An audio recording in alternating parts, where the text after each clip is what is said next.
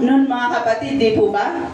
Conscience is an inner feeling or voice viewed as an acting as a guide to the rightness or wrongness of one's behavior. Yun po yun, boses na nandyan po naka-built-in sa ating katawan. Di ba nararamdaman nyo yun? No? Na kapag kami gagawin po tayo, meron dyan kang maririnig sa rin, uy, huwag ka dyan. Hindi ka pwedeng pumunta dyan. Pinipigilan tayo. Kaya minsan, nangyayari po sa atin, sinasabi natin, sana pala nakinig ako. Di ba yung ganun tayong pakiramdam? Sana pala nakinig ako. Tuloy na ganito ang nangyari. Yun po ang ating pong konsensya. Amen. Praise God. So now, sa ating pong pag-aaral, itutuloy po natin, we are on lesson 10, how can I clear my conscience? Paano daw natin lilinisin ang ating pong mga konsensya? Ating pong basahin, mga kapatid, ang Matthew 6:14-15. Sino makakita? Pakibasa po.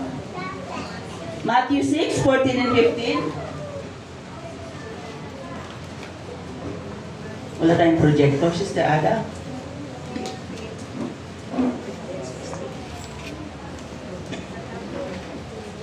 How can I clear my conscience? Sabi po ng Matthew 6:14-15.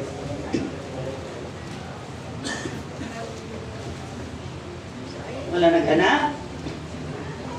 Matthew 6:14-15. Sapagkat kung ipatawad ninyo sa mga tao ang kanilang mga kasalanan, ay patatawarin naman kayo sa inyong Ama sa kalangitan. 15. Datapwat kung hindi ninyo ipatawad sa mga tao ang kanilang mga kasalanan, ay hindi rin naman kayo patatawarin ng inyong Ama ng inyong mga kasalanan. Amen. Thank you so much, Brother Rod, sa pag-aabasa ng salita ng ating pong Panginoon. Yan po ang ating memory verse dito po sa ating lesson na ito. Amen. So it is a law of nature, mga kapatid, na kapag hindi daw po tayo nagpatawad, anong gagawin sa atin?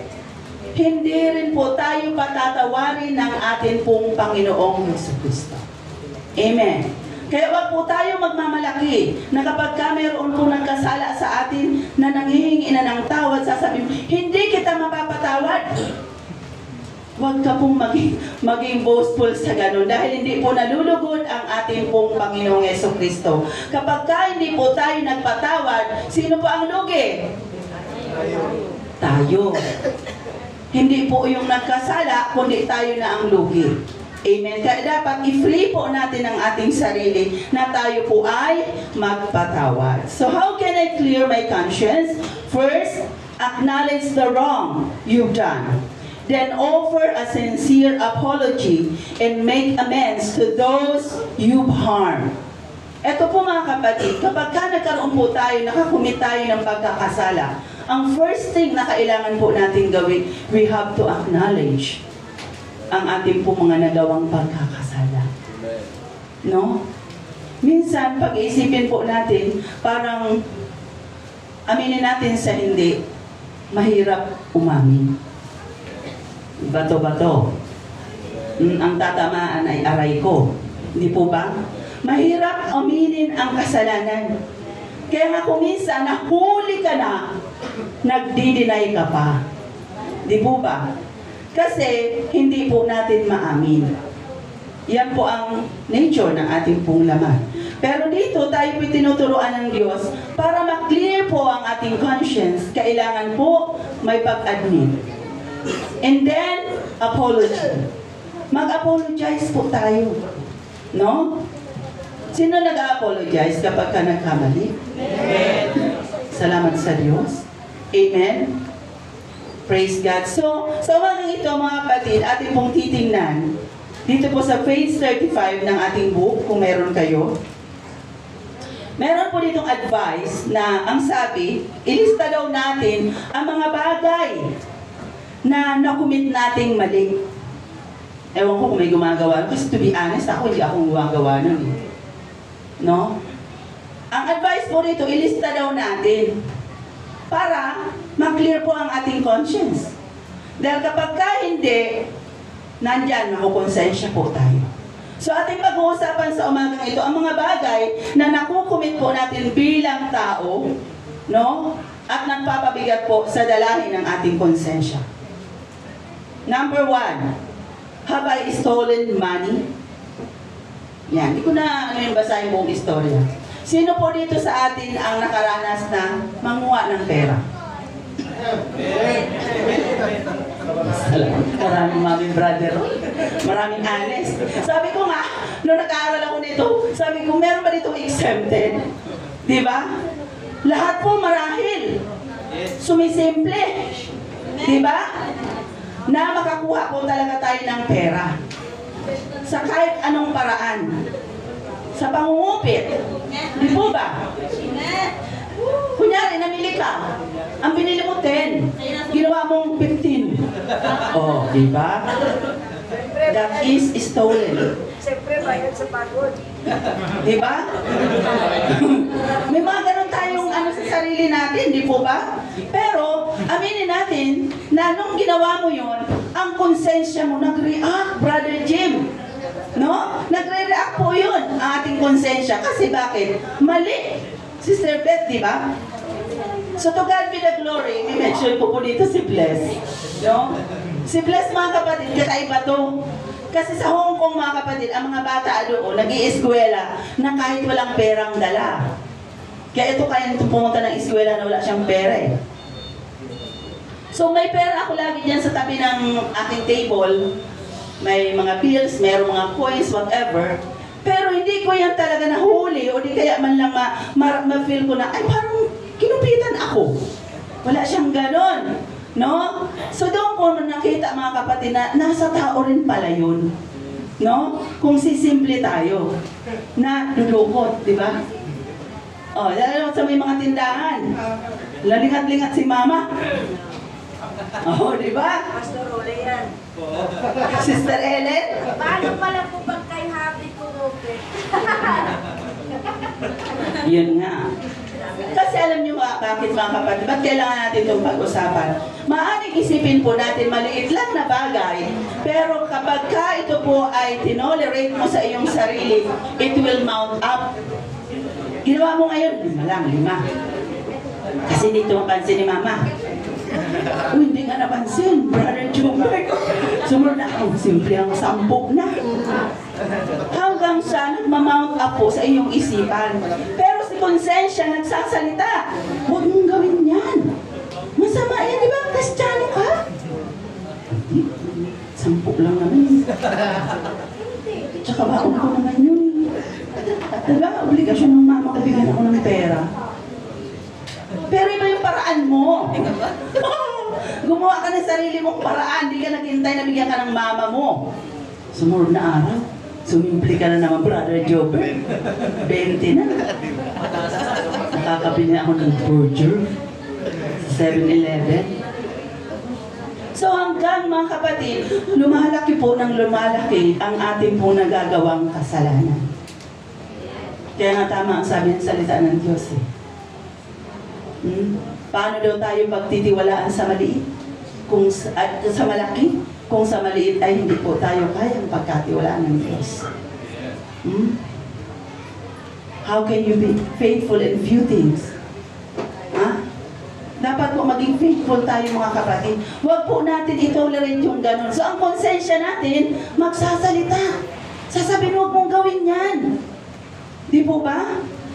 So, doon po sa bagay na yun po ay nire-remind tayo ng Diyos. At kung sa umagang ito, mayroon pang ganyang ugali dito po sa atin, wakliin po natin o alisin po natin yan. We have to clear our conscience. Amen? Amen. Ano pa? Have I told lie to anyone? Ito talaga. Pagsisinungaling. Sabi ko nga talagang lahat dito mababato eh. Diba? Lahat po. Magmula sa akin mga kapatid, nakakaranas po tayo ng ganoon. Sa minsan hindi po natin intention, diba? Pero nauuwi tayo sa pagsisinungaling. Kumain ka na? Oo, Sister Jack, busog na ako. Pero ka, kumukrok-krok ang tiyan niya. O diba, sinungaling? Di ba? Dahil po minsan, itong hiya kasi minsan nagpapahamak po sa atin. Kaya alisin po natin yan. Like kung sinasabi kay Bless, kahit saan ka pupunta, as long as na wala kang ginagawang mali, walang dahilan na ikaw ay mahiya. Wala. Kasi oras na in-entertain po natin ang word na hiya sa ating pong sarili, malamang sa malamang, magpupol po tayo sa kasalanan. Yes! Amen? Dahil sa sobra mong hiya, hindi mo na sinabi. Di ba? Nakuha niyo ibig kong sabihin, mga kapatid. Madalas po nakakapag-tell alay tayo. Saan ka pupunta? Di, dyan lang. Huwag ka, pupunta ng Maynila yan. Sabi mo, dyan ka lang. Yung pala sa Maynila ka pupunta. Di po ba? Maano bang straight?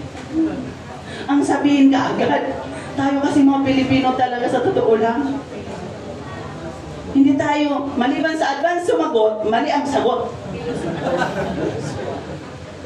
Kumain ka na? Bakit? Dala mo ba ang kaldero? Tinatanong kita kung kumain ka, yes or no. Bakit may kalderong napasama? O, di ba? Ganon talagang Pilipino eh. No? Ba't kaya minsan ganon po? Kaya namamali tuloy tayo.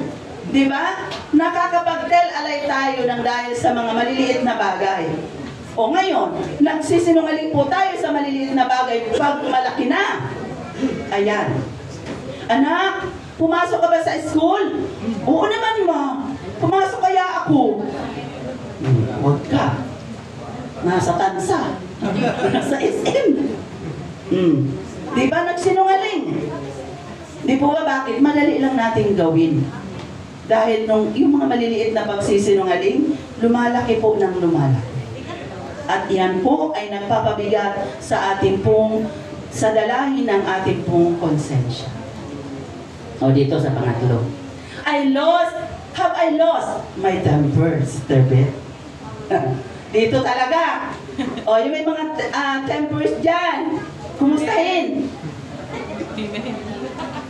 Minsan talagang mga nanay dito ang kandidata eh. Mga nanay, umami na ha? Amen.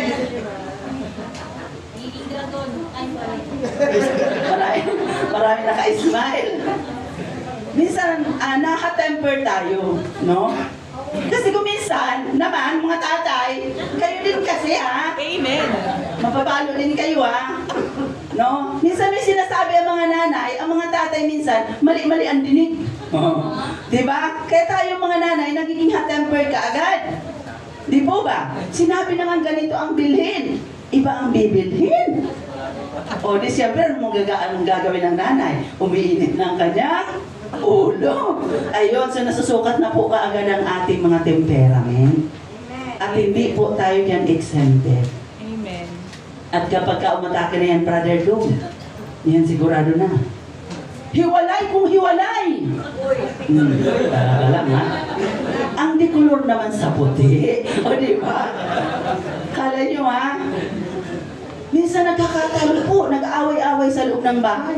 Bakit? Dahil sa temperament. Ako, aminin ko mga kapatid, dahil ako high pitch ako. Sabi nga, medyo may pagka-speaker of the house ako. Malakas talaga ang boses ko. Kaya ito si Brother Jess, medyo mababa ang boses nito eh. Kaya pag ako na nagsalita, ayan, mabait na yan. Kasi alam niya yung aking boses eh. Pero hindi ako galit noon. Alam niya yung mga kapatid, naturalesa ni Mr. Char. Amen. Hindi pa ako galit noon. Amen? Yung iba talaga nangiti. Amen. So, ayusin po natin ang ating mga temperaments. Amen. Amen. Ayusin po natin. Yung maging goal ba natin sa ating sarili? I don't know sa inyo mga kapatid, no? Sa amin po ni Brother Jess, because we are heading na po doon sa tinatawag na senior. So sabi namin sa aming sarili, para magkaroon pa ng long life to live, kailangan mag-intindihan. No? Yung alam niyo yung magpasensyahan lang, huwag mag-pressure sa bawat isa. Kasi kung minsan, kayo na nga mag-asawa, pinapressure niyo pa ang isa't isa. Ibig na wala kayong problema, di po ba? Maano ba magkwentuhan lang? Di ba? Kaya sabi ni Brother Jess, wala tayong pressure. Ayaw ko nang ganun. Di po ba? Napakahirap yung araw-araw na nagtatrabaho tayo, araw-araw nagigising tayo, tapos natulog kayo, di ba? Pagising nyo, di pa rin kayo bati. O di ba? Gusto niyo yung ganon? Ang ulo ng isa sa kabila, yung isa sa kabila din. O, di ba? Bakit? Hindi kasi kayo bati. Di po ba? So, wag na po yung ganon, mga kapatid, hindi po maganda ang buhay. Maaga kang lalagyan ng bulak sa ilong. Sige. No? So, wag pong ganon, mga kapatid, kailangan na magpasensyahan tayo. No? Unawain po natin ang ating po mga asawa, ang ating po mga anak. Ganon din sa mga anak, wag po kayo magpa-pressure sa magulang. Amen. Mamaya, masasabog din kayo. Dali lang, mga magulang muna. Amen. Number 4. Have I become bitter? Ayan. Or resentful toward anyone? Yan, bitter ka. Alam niyo yung bitter? No, ang palaya. No. Yung bitter ka, mapait ang buhay mo. Sa amin, mga kapatid, I'm sorry to tell this, meron po kaming kapitbahay na mahilig manigarilyo. So, yun po, minsan nagkukos ng bitterness sa akin kasi hindi po ako pwede makalanghap ng mga ganoong amoy. Yung something like na mga monoxide, mga kapatid, hindi po pwedeng masimhot natin. Hindi po ba? At sabi nga, kung mayroong naghihitit ng sigarilyo, ikaw ay lumayo. Dahil mas matindi ang pwede mong makuhang sakit na ikaw ay nakisinghot lamang. O pero-peroin mo yun? Tama pang sabi ng Bible na mas matindi ang hatol doon sa nagiging cause, no? Ng pagkakapahamak ng iba dahil doon sa iyong ginawa. So yung kapitbahay namin, mahilig po siyang humithit. Kaya ito si Bless, pag naamoy nyo, papanarado na yung bahay namin. Pero pinapasok pa rin ang amoy. So iyon po ay nangyayari sa akin, mga kapatid, na parang pumapangit yung pakiramdam ko, no? Nagmamas na ako pero wala, lumulusot pa rin. Yung mga ganoon. Ako ay marunong ipapamper ko na lang ang sarili ko.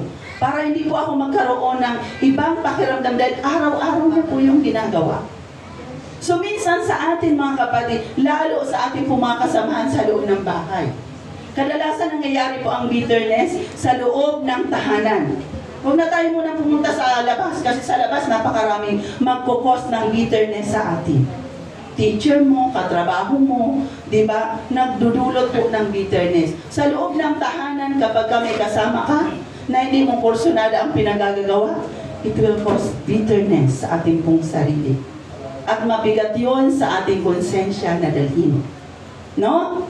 Minsan makikita po natin ang ating pong mga magulang, mga anak, na minsan, biruin mo, anak mo nagkakaproblema sa magulang. Naranasan niyo yung ganon? Meron ba ditong anak na may problem sa magulang? O, aminin. Mayroon pong maraming mga anak na may problema sa magulang. So tayo po bilang magulang, mag-set po tayo ng good example na maging liwanag po tayo o role model sa ating pong pamilya o lalo sa ating pong mga anak. Amen. No? Para sila po ay lumaki na naaayon sa kalooban ng ating pong Panginoong Jesucristo. Amen. Kaya natutuwa ako na may mga batang maliliit dito, dinadala na ng magulang ang mga anak dito, dahil hindi ko po yan naranasan nung ako'y bata pa. Ako po ay agarang nakapasok sa loob ng tahanan ng Panginoon at the age of 18. Na ako po'y agarang talagang tumalima sa tawag ng Panginoon. Pero nung ako'y bata pa, hindi. Ang mama ko nga, hindi nagsisimba po yun. Hindi ko man nakasama sa church yun. Di po ba? So, nandun mga kapatid, marami pong nagdudulot sa atin ng bitterness sa ating pong buhay. So, sa ganyan mga kapatid, palayain po natin ang ating sarili. Palayain po natin ang ating konsensya sa ganoong mga uri. O baka naman tayo po ang nagiging nagkukos ng bitter sa iba naman. Sana walang ganyan dito. No? Meron ba ganyan dito? Na ikaw ang nagiging dahilan na kaya nabibiter na yung kasama mo? Nawa po wala, no? Hindi po magandang espiritu yan, mga kapatid. Ito pa, have I damaged another's reputation? Nawang wala pong ganyang espiritu dito. Yung nagkikwento ka, slanderer. Anong tawag nun sa Tagalog? Slanderer? Ha? Chismusa. Ang slanderer kasi mga kapatid, katotohanan naman ang sinabi mo, pero you deliver it in wrong motive. Para masiraan mo yung kapwa mo. No? At dahil doon sa motibong yon, yung katotohanan lalong namamali, kaya tuloy ang labas mo, ay tama yung sabi nyo, chismosa nga ang dating mo. So napakapangit po nun. Alisin po natin yung ganong klaseng ugali. Na yung mag-umpok-umpukan kayo. Parang mga bubuyog. No? Meron po mga ganyan, mga kapatid, na group of people na meron kayong gawain gagawin, wala kayong ibang pinag-uusapan, yung buhay ng may buhay. Mali po yun. Okay na magkita-kita tayo, pero ang ating pong pag-usapan, ang ating pong Panginoon. No, hindi po yung buhay ng may buhay. Slanderer po ang labas mo niyan at ayaw ng Diyos, no? And then, have I become rebellious toward anyone over authority? Ito mga kapatid ang medyo delikado. Ito po ang tinatawag na rebellious spirit over authority. Sino ba ang ating pong authority? Una, sa gobyerno. Ang ating pong authority, ang mga nakaluklok. No? Ay, natawa si brother. Authority ba yung Mr. Chuck? Kurap naman yun. Kaya nga eh, di po ba? Mga kurap. Di po nakakagali talaga. But they are the authority. Sa iglesia, ang ating pong mga pastor, ang authority. Sa tahanan, ang ating pong mga magulang, ang ating pong authority. So ano po ang gagawin? Ang sabi po ng Bible sa Hebrews 13:17, obey them that have the rule over you, and submit yourself, for they watch for your soul, as they must give account, that they may do it with joy, and not with grief, for that is unprofitable for you. So anong inuutos? We have to obey. Sabihin mo nga sa iyong katabi, obey. Hindi na narinig. Pakiulit. Obey. Obey them. Obey them that have the rule over you. Minsan may mga tao naman nagsasabi, paano mo naman i-obey yun? Kung kunwari yung ginagawa naman ng iyong ng iyong pastor, hindi naman talaga kanais-nais. Hindi naman karapat dapat i-obey. May mga ganun pong klaseng saints o mga anak ng Panginoon, may ganun pong espiritu. Pero ano ba ang ating gagawin? Huwag po nating entertainin yun. No? Kung meron po tayo nakikitang kamalian doon po sa ating authority, no? Huwag mo pong ilagay sa iyong kamay ang paghapon. Huwag po nating i-judge, mga kapatid. Dahil ang sabi po ng 1 Timothy 5:11, rebuke not an older. Psalms 105:15 and 1 Chronicles 16:22, that's not mine anointed. So nakita nyo, wala po tayong karapatan. Kasi once na binangga po natin ang mga lingkod lalo ng ating pong Panginoon, no? Magkakaroon po tayo ng rebellious spirit, hindi po tayo kakalugdan ng Diyos. Ibibreak po tayo ng ating pong Panginoon. Kung mayroon po tayo nakikitang kamalian sa kanila, the best po natin gawin, tayo po ay manalangin.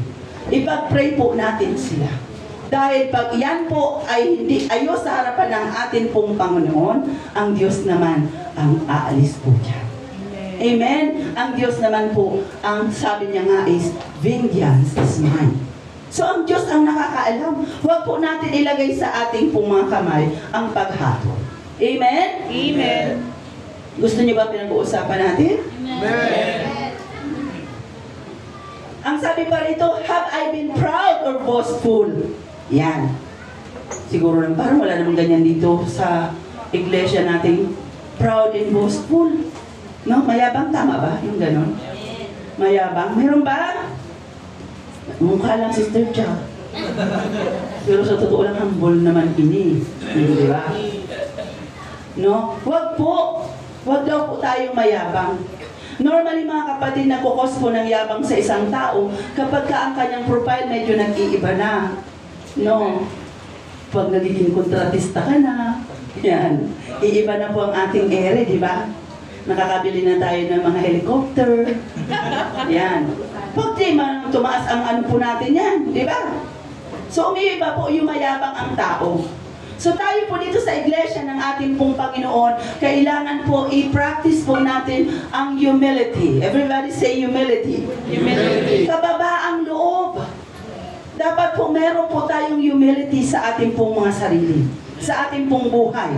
Parang ating pong conscience ay wala pong dinadalang bigat. No? Parang ating pong konsensya ay malaya po tayo mga kapamuhay na susunod po sa ating Panginoong Heso Kristo. Amen. Praise God. Hallelujah. And ano pa? Have I failed to show love with others that have mistreated me? Na-fail mo ba na magpakita ng pagmamahal? Sino dito nakaranas na maltrato o na-mistreat? Amen. O may ibang umamin. Ako po mga kapatid, aminin ko sa inyo, na-experience ko po yan sa Hong Kong. Yung ganong klase na parang nami-mistreat ako ng kapwa ko. Hindi po maganda ang pakiramdam. Hindi naman yung masasabi talagang nandoon na may mga physical na mga nangyayari. Pero po, yung treatment bilang tao ka, no? Dahil during that time, mga kapatid, nung bago sa first contract ko sa Hong Kong, ang aking pong employer ay Chinese. At hindi po ako maalam mag-Chinese during that time, Sister Connie. No? So, biruin mo may kausap ka, naka-encounter na ba kayo ng tao na hindi mo alam ang kanyang salita? Sino naka-encounter ng gano'n? O, di ba? Ang iba ang pakiramdam mo. Na yung nag-uusap kayo, na hindi kayo kakaintindihan. Di ba? Ang sabi mo, alam kung saan mo ilalagay ang sarili mo. So, yung pong matanda, yung mga kapatid, akin po siyang alaga. Siya po ay 82 years old. Naalagaan ko siya for 2 years. At bago pa natapos ang kontrata ko, ay kinuha na siya ng Panginoon. So, pero during that time na nandun ako sa kanila, makikita ko talagang grabe ang tapang niya. Pero yung tatanungin niya ako kung nagluluto ako ng soup, mga kapatid, i-inchikin ako, siyempre naman, di ko naman naiintindihan. Sabi niya, di ko merigo. O di ba, alam mo yung Sister Connie? Di ba, ano yan? Nung natutunan ko na po yun, as days goes by, unti-unti ko natutunan ibang salita. Tinatanong ko ano na yung niluluto ko. Siyempre, sa tanong niyang yun, di ko naman siya masagot.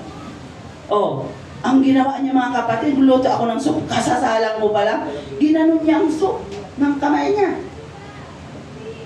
Kung ikaw gaganon yung mga kapatid, tapos ginaganon niyo yung mga laman-laman doon. Oh, siyempre ako mga kapatid, habang tinitinan ko yung luto ko kasi nagluluto ako, kakain din ako doon. Alam niyo matandang yun? Mahilig po yung gumanyan, no? Alam niyo na kung saan pakakamot yun. Oh, nung pagkaya kong mahugasan pa, niluluto ko, hinugasan ko yan. Pero may mga panahon, hindi ko na siya nahugasan kasi minsan nawawala na yung sabor ng luto mo, di ba? So nga, hindi na lang ako kain yan kasi nilamutak niya na yun. Ganun pa ang ugali niya. Hindi ako pwede mag-ilaw sa kwarto. Kaya ako po ay nag-aral, nagtapos ng aking pong pag-aaral dito sa discipleship. Sa liwanag ng poste lang ako kumuha. Sa flashlight sa loob ng kumot. Ipasalamat tayo dito, malaya tayo may ilaw eh. Sa amin po mga kapatid, hindi. No? Ang matanda mga kapatid, ang mga damit ang halukayin, lahat ng klase ng yung pagtatrato niya sa iyo, hindi po siya makatao. Eh araw-araw yun ang ginawa ng Panginoon. Siya lang ang kasama ko everyday. Dahil ang boss ko maaga po yan umaalis, gabi na uuwi. Ang boss walang kaproblema, yun lang talagang matanda na yun. So na-challenge na ako sa sarili ko, gusto ko na mag-ipat. Kung ganito lang naman pala dito sa Hong Kong. Kasi akala ko sa first contract, ang buhay ko doon, parang akala ko nakahiga ako sa bed of roses.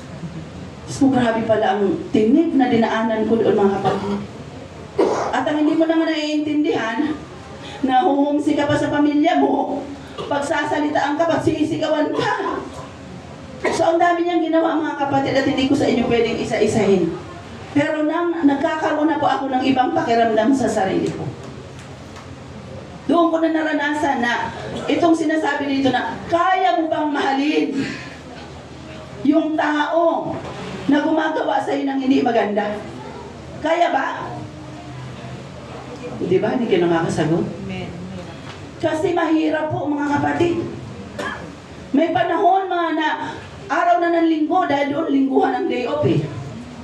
Hindi ako nakakapag-day off nang dahil sa gawa niya. Alam mo ang gagawin niya mga kapatid? magmamadyong sa araw ng linggo. Biruin mo yun. Pag nagmadyong sa araw ng linggo, di siyempre na ako maka-church. Maghanda ako sa kanilang mga tea, na mga kakainin nila doon.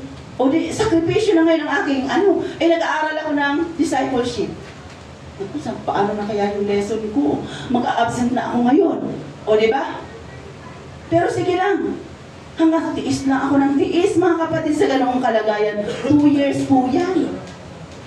Hanggang ang Panginoon, mga kapatid, nangusap sa kanyang mga salita. Na mahalin po natin ang mga taong na nag-mistreat sa atin. Tapos yun sa akin, salitang yun. At alam niyo mga kapatid, may mga psychological, pala yan, technique. Paano po natin yan pwedeng i-apply sa ating pong sarili? At yun po ay aking ginawa. Alam niyo ba ginawa ko mga kapatid? Sobrang na ako nabibigatan Kulang na lang, i-give up ko na ang work ko. Sabi ko, di ba, naman terminate, uwi na lang ako sa Pilipinas pag ganito lang naman yung pinagsisilbihan mo, di ba? Hindi naman sila natutuwa sa serbisyo mo. Siya lang naman talaga. Kasi yung ibang boss ko na, yung pamilya niya, gustong-gusto ako. Siya lang talaga.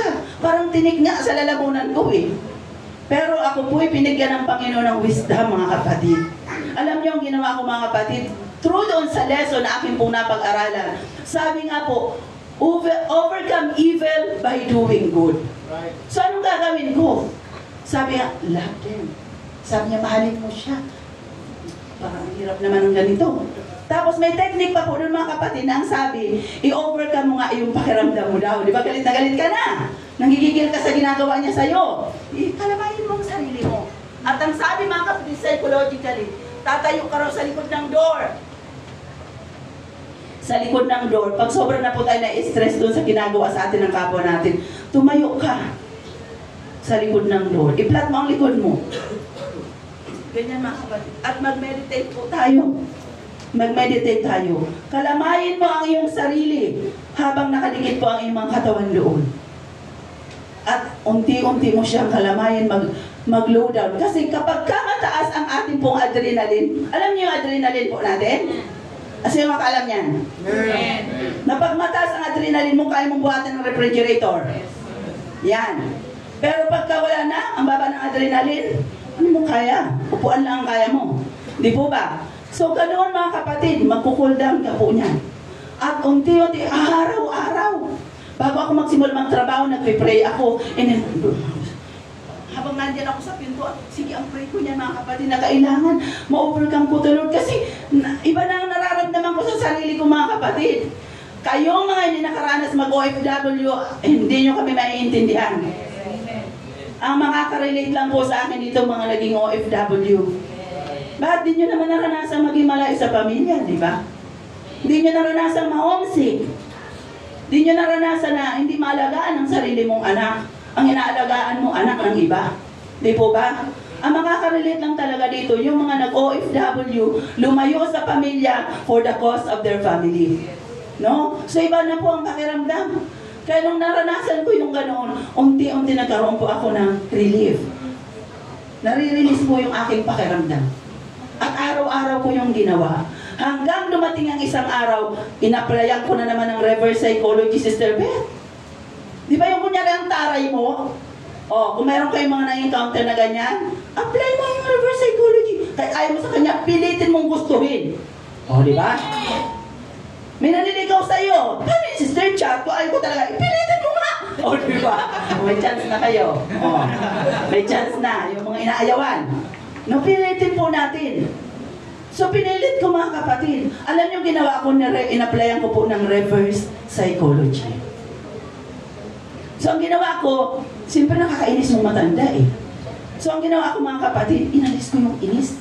Kahit medyo nangigigil ako, medyo, ama. Kasi ang tawag doon sa lola, ama. Ganyan, popo. Ganyan, ama, popo.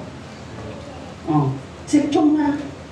Kasi yung Chong, baga Sister Connie, yung parang kung dito sa atin, parang ibos siya. Doon, Chong. Sek, kain. Gano'n lang alam ko. Si Chong nga. Mamamalingki ako, bili ako ng Chong. Ano ko siya, pagdating ko, o-operan ko ng ganoon.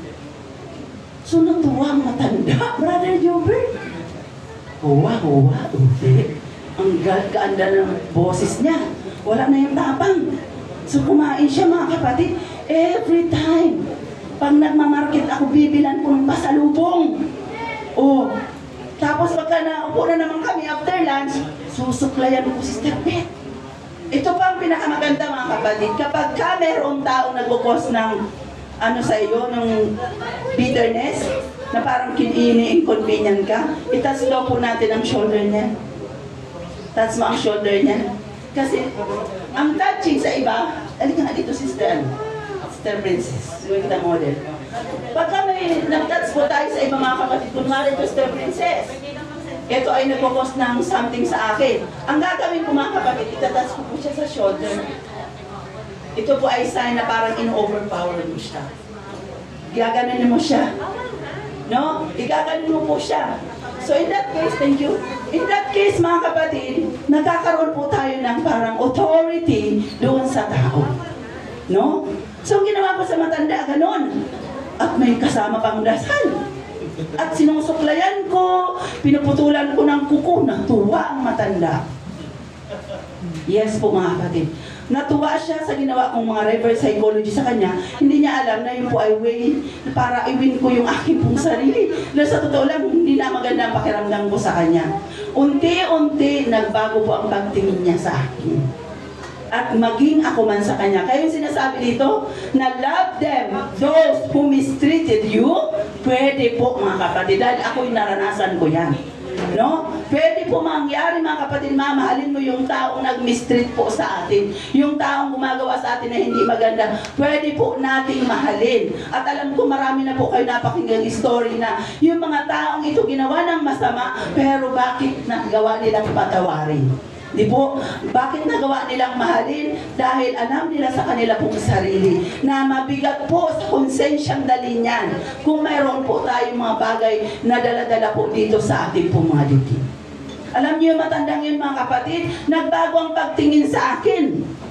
At lagi niya na akong kinikwento sa kanyang pamilya. Puring-puri niya na ako. Gumanda na ang paningin niya sa akin. Aw, Che! Ang tawag niya na sa akin. Pinangalanan pa akong aw. Alam niyo ba kung anong aw sa Chinese? Bulaklak daw ako. Niya kasi Rose ang tawag doon sa akin ng boss ko. So binigyan niya ako ng pangalan, Ahaw, Che. Ahaw, Che! So ang sweet-sweet niya nang tumawag sa akin mga kapatid. At nandoon, marami na po siyang bigay sa akin hanggang sa huling hininga ng kanyang pong buhay, meron po kami naging maayos na pagsasama ng matanda. Amen? So doon po nakita ang mga kapatid na nothing is impossible sa ating pong Panginoong Jesucristo. Kaya po sa atin, kung meron po tayong mga nararanasan sa ating po mga sarili, we have to free our conscience. Alisin po natin ang mga bagay na nagpapabigat po sa atin. Magpatawad po tayo mga kapatid. Amen? At dito tayo magtatapos mga kapatid. Have I neglected my rightful duties? Ayan. Ulitin niya natin. Have I Hindi nakikinig ha. Have I neglected my rightful duties? Dito mga kapatid, alam niyo ba ang laziness po? Nagpapabigat din sa ating konsensya. Sabihin mo nga, laziness. Laziness. Tumawa na yung iba. Parang may mga lazy pa dito ah. Di po ba? No? Laziness. Hindi po yung kinalulugdan ng ating pong Panginoong Jesucristo. No? Normally sa mga laziness na ito mga kapatid, hindi po tayo dito exempted, lalo po sa ating po mga kabataan. Huwag po nating ugaliin yung laziness na kadikit po sa ating katawan. Amen? Amen? Naalala ko si Bless kapag may kinikwento sa akin na may ititik sa school, whatever kung anong tawag niya doon, na kailangan daw pag sinalihan niya daw yun, ang magiging role niya daw doon, Sister Ellen, tagawalis sa kalsada. Ha? Ayan, gaganon daw, pastor. Ha? Magwawalis ka? Naku, hindi ka bagay magwalis. Sabi ko sa kanya, hagdanan mo nga, hindi mo mawalisan. Sabi ko, diba? Ang sarili niyang hagdanan sa kwarto, hindi mawalisan, kalsada pa. Yung mga ganon. Kaya sabi ko, kaya pinili niya pastor yung pangmatalinong, ano ba yun? Na utak na lang ang gagamitin, hindi na yung magwalis-walis sa kalsada. No? So sa laziness, mga kapatid, isa rin po ito na hindi gusto ng Panginoon. No? Amen. Mga young people, are you there?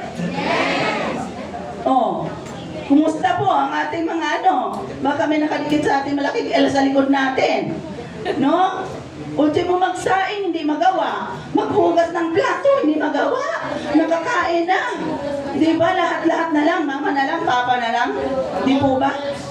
So bumibigat po ang ating pong konsensya.